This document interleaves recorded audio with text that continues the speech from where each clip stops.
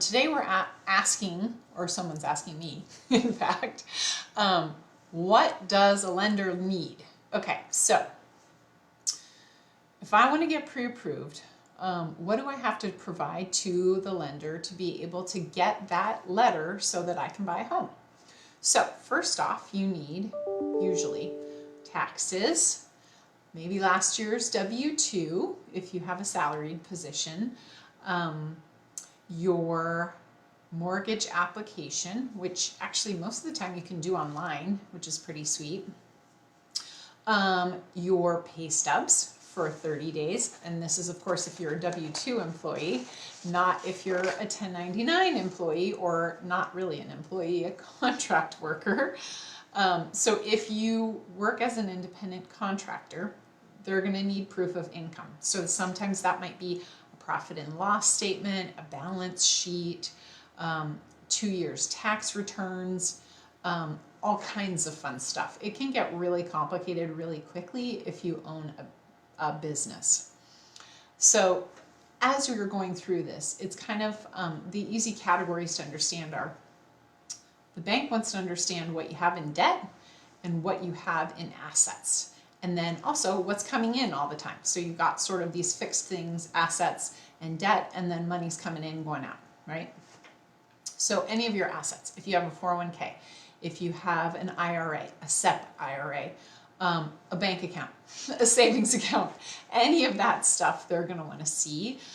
So you're going to have to probably provide them with at least 3 months of each one of those. Some of those statements are quarterly, so you might only have one statement for them. That's totally fine.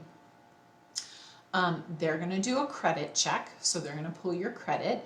That's typically a $25 charge. And the unfortunate thing is that your credit score that you get on Credit Karma or freecreditreport.com or any of those retail side credit scores are not the same as the credit score that they pull for a mortgage, which is super disappointing because I know a lot of people out there are like watching their credit score like a hawk and making sure it looks good and taking care of everything on it. It's not going to be the same. Usually when they pull the credit report for a mortgage, it's lower. So just know that and know that it's not you, it's everyone. If it's your first time buying a home, they're probably going to want to see a rental history. And ideally they're going to want it to be decent rental history. And they're going to check on any bankruptcies, any foreclosures, any collections, anything like that. So anything that comes up on your credit report is going to be double checked. And then, of course, the last piece is they're going to source your funds. What the heck does that mean?